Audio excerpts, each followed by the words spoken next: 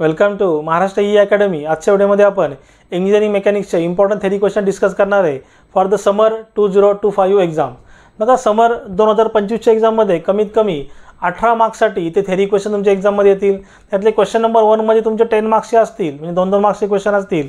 Then other क्वेश्चनमध्ये 4 मार्क्सचा एक question आणि दुसऱ्या एक क्वेश्चनमध्ये 4 मार्क्सचा एक क्वेश्चन, असं टोटल वेटेज इथे आहे 18 मार्क्सचं। म्हणजे हार्डली तिथे 10 ते 12 क्वेश्चन तिथे एक्झाममध्ये विचारतील आणि हे तुम्ही क्वेश्चन प्रिपेअर करून तिथे फुल मार्क्स तिथे घेऊ शकता। तर कुठले कुठले क्वेश्चन तुम्हाला इथे प्रिपेअर करायचे किंवा कुठले क्वेश्चन इम्पॉर्टंट आहे ते मी हायलाईटसुद्धा केलेले आहेत रेड कलरने। ते मोस्टली क्वेश्चन इथे रिपीट होतात, पण सगळेच क्वेश्चन तुम्हाला इथे प्रिपेअर करायचे आहेत। तर असेच तुम्हाला पुढच्या येणाऱ्या व्हिडिओचे अपडेट हवे असतील तर आपलं जे टेलिग्राम चॅनल आहे ते टेलिग्राम चॅनल तुम्ही जॉईन करा, त्याची लिंक तिथे डिस्क्रिप्शनमध्ये दिलेली आहे। तसेच तुम्हाला MSBTचा सिलेबस, लास्ट इयरचे क्वेश्चन पेपर अँड सोल्युशन आणि सब्जेक्टचे कोर्सेस हवे असतील, तसेच या सगळ्या क्वेश्चनचं सोल्युशन हवं असेल, त्याचे नोट्स हवे असतील तर आपलं जे ॲप्लिकेशन आहे महाराष्ट्र ई अकॅडमी, ती ॲप्लिकेशन तुम्ही डाउनलोड करा, त्याची लिंक तिथे डिस्क्रिप्शनमध्ये दिलेली आहे। मग आता क्वेश्चन इथे डिस्कस करू। बघा, सिम्पल लिफ्टिंग मशीन म्हणजे तुमचं define mechanical advantage, velocity ratio, input of machine, output of machine आणि इफिशियन्सी ऑफ मशीन, हे 2 मार्क्ससाठी क्वेश्चन येत आहे। Then state the law of machine, हा मोस्टली क्वेश्चन 4 मार्क्ससाठी विचारला जातो। Then define ideal machine, ideal effort, ideal load, effort lost in friction, load lost in friction, बघा डेफिनेशन विचारली आहे ते मोस्टली 2 मार्क्ससाठी। देन ॲनालिसिस ऑफ फोर्सेसमध्ये define static, dynamic, kinetics and kinematics 2 मार्क्ससाठी। Define force and its unit 2 मार्क्ससाठी। Bow's notation method for the force 2 मार्क्ससाठी।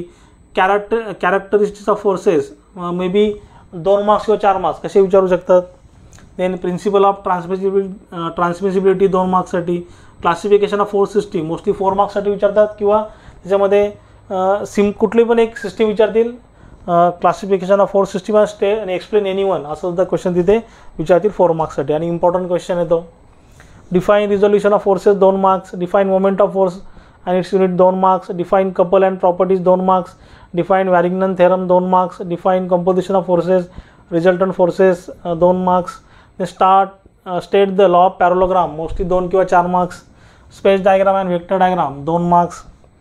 Then equilibrium of forces मध्ये relation between equilibrant and resultant, analytical condition of the equilibrium, draw FBD, define FBD.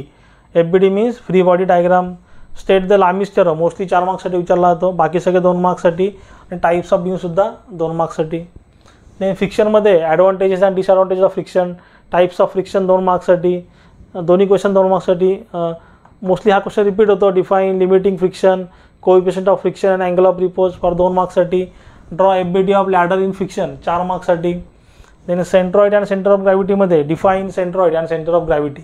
बघा, हे mostly question इथे एक्झाममध्ये repeat होतात आणि easily तुम्ही तिथे 18 मार्क्स इथे घेऊ शकता। आता याच्यामध्ये काही डाऊट असेल तुम्ही जरूर मला कमेंटमध्ये विचारू शकता आणि मी सांगितलेलं समजलं असेल तर चॅनलला लाईक, शेअर, सबस्क्राईब करा। साईडला जे बेल आयकॉन बटन आहे ते प्रेस करा, म्हणजे माझ्या पुढच्या येणाऱ्या व्हिडिओची नोटिफिकेशन तुम्हाला सर्वात पहिले भेटेल। थँक्यू।